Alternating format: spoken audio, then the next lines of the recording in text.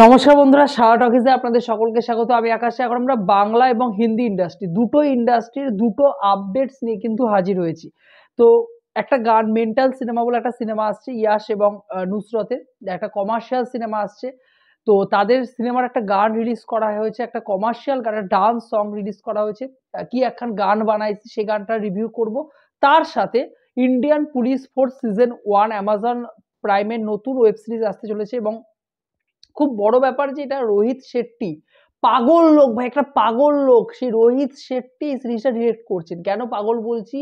তার সিনেমার মধ্যে লজিক তো থাকে না আমরা জানি, কিন্তু লজিকের মানে একটা সিরিজ তৈরি করছেন, একটা যিনাকে আবার কপ ইউনিভার্স মাল্টিভার্স কি সব করবেন তিনি জানেন।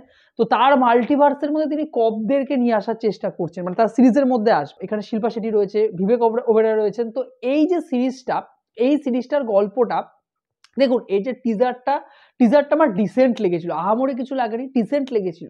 কিন্তু যে ট্রেলারটা আমি দেখলাম, ট্রেলারটা আমার মোটেই পোষায়নি। কেন পোষায়নি বলছি?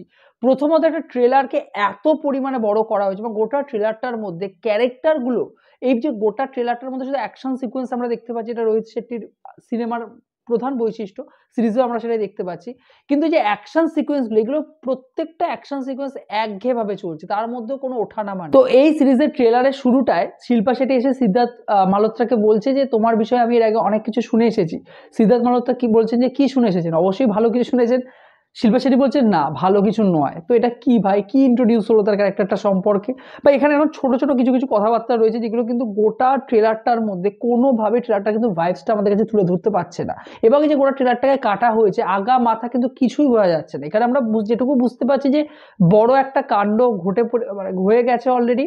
ইন্ডিয়ার ইন্ডিয়া কোথাও একটা হয়ে গেছে, বড় একটা বোম ব্লাস্ট হয়ে গেছে।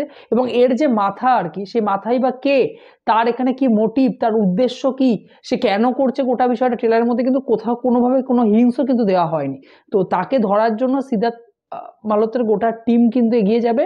তো সেখানে তারা কিভাবে গোটা বিষয়টাকে হ্যান্ডেল করবে এবং শেষ অবধি গোটা বিষয়টা কোন দিকে পৌঁছাবে সেটা জানার জন্য আমাদেরকে ইন্ডিয়ান পুলিশ ফোর্স সিজন 1টা দেখতে হবে। তো আমার ট্রেলারটা তো আহামরি কিছু লাগেনি। সিদ্ধার্থ মালহোত্রাকে দেখতে ভালো লাগছে, শিল্পা শেট্টিকে দেখতে ভালো লাগছে, বিবেক ওবেরয়ের ক্যারেক্টারটা এখানে কি উদ্দেশ্য আমি অন্তত বুঝতে পারিনি। তো টোটাল ঘেটে হয়ে গেছে আমার কাছে মাল্টিভার্স কপ ইউনিভার্স, আপনারা যাই বলুন না কেন। তো আমার কাছে এখনো গোটা বিষয়টা পরিষ্কার নয়, রোহিত শেট্টি কি করতে চাইছেন আমার কাছে কিন্তু গোটা বিষয়টা সত্যি এখনো কিন্তু পরিষ্কার হয়নি। অবভিয়াসলি সিরিজটা জানুয়ারি মাসে সম্ভবত 19 তারিখে রিলিজ করছে, দেখে কিন্তু আপনার সাথে রিভিউ শেয়ার করবো। এবার যদি গানটা নিয়ে আলোচনা করি, ইয়াশ এবং নুসরতের মেন্টাল বলে সিনেমাটা আসতে চলেছে। সেখানে কি একখান গান বানাইছি, এই গানটা রিলিজ করা হয়েছে, একটা পিওর একটা ডান্স সং। অনেকেই বলছেন এই গানটার মধ্যে তারা পুরনো যে কমার্শিয়াল সিনেমা সেটা একটা ভাইব পাচ্ছেন। বিশ্বাস করুন, জঘন্য একটা গান হয়েছে, জঘন্য থেকে জঘন্যতম গান। এই গানটাকে আমি কি করে ভালো বলি? মানে গানটার প্রথমত কম্পোজার কে ভাই? কেশব দে। কেশব দে আমার হাবড়ায় থাকে তার বাড়ি, ঠিক আছে? তার গান আমি লাইভ শুনেছি, না শুনতে চাইলেও কানের মধ্যে এসে গেঁথেছে আর কি আশেপাশে। এত খারাপ গায়, মানে আমি বাস্তব কথাই বলছি ভাই, খুব খারাপ গায় সে।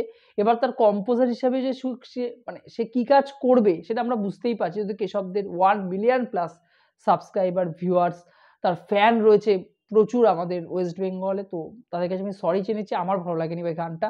মিকা সিং গেয়েছেন এবং ইমন চক্রবর্তী কেন এই গানটা করার জন্য হ্যাঁ বললো আমি সত্যিই জানি না। তো মিকা সিং গানটা গেয়েছেন, তো গানটা কোনো রকম ভাবে আমাকে ফিল গুড বা ওই যে একটা আগেকার দিনে যেটা ফিল ব্যাপারটা গুড একটা ব্যাপার থাকে, ওই যে ডান্স সং যে ব্যাপারটা ছিল কমার্শিয়াল সিনেমা, ওরকম কোনো ভাইবস কিন্তু আমাকে দিতে পারেনি। হ্যাঁ, যদি আমি এই গানের কোরিওগ্রাফির কথা বলি, হ্যাঁ এখানে যে মানে ইয়াশ এবং নুসরতের দুজনের ডান্স যে স্টেপগুলো রয়েছে সেগুলো দেখতে কিন্তু খারাপ লাগছে না। বা এখানে যে পেছনে ব্যাকগ্রাউন্ডটা, বাবা যাদবের সিনেমা, তার সিনেমার এর থেকে বেশি কিছু এক্সপেকটেশন আমরা রাখতে পারি না। তিনি পুরোনো একটা ভাইবস আমাদেরকে দিতে চেয়েছিলেন। এবছর প্রচুর কমার্শিয়াল সিনেমা রয়েছে, কিন্তু বিশ্বাস করুন এই গানটা কোথাও গিয়ে কিন্তু পুরোনো ভাইবস আমাকে দেয়নি। মানে এগুলো অনেক মানে কি বলবো, মানে লো কোয়ালিটির স্ট্যান্ডার্ডের গান হয়েছে আর কি। সেখানে যে দর্শকদেরকে আনন্দ দিতে পারবে, কমার্শিয়াল দর্শকদের যে আনন্দ দেবে তা কিন্তু কোনোভাবেই কিন্তু এটা দিতে পারবে না। ঠিক আছে? কমার্শিয়াল সিনেমার ক্ষেত্রেও, মাস কমার্শিয়াল সিনেমার ক্ষেত্রেও লিরিক্স বলুন বা গানের মধ্যে একটা কিছু পোটেনশিয়াল থাকতো না, কিচ্ছু নেই এখানে। ডান্স স্টেপগুলো খারাপ লাগছে না। ইয়াশ তো সেই একই রকম তার অভিনয়। যাই হোক না কেন সিনেমাটা আসুক, সিনেমা দেখে রিভিউ করব। গানটা আমাকে কোনোভাবে কিন্তু আনন্দ দেয়নি। আপনারা জানাবেন আপনাদের ইন্ডিয়ান পুলিশ ফোর্সের ট্রেলার কেমন লেগেছে এবং কি একখান গান বানাইছে, এই গানটা আপনাদের কেমন লেগেছে আমার কমেন্ট বক্সে জানিয়ে যাবেন। ভিডিওটি ভালো লেগে থাকলে চ্যানেলে যোগ দিতে হবে, চ্যানেলটাকে অবশ্যই সাবস্ক্রাইব করে দিয়ে যাবেন বন্ধুরা। জয় হিন্দ।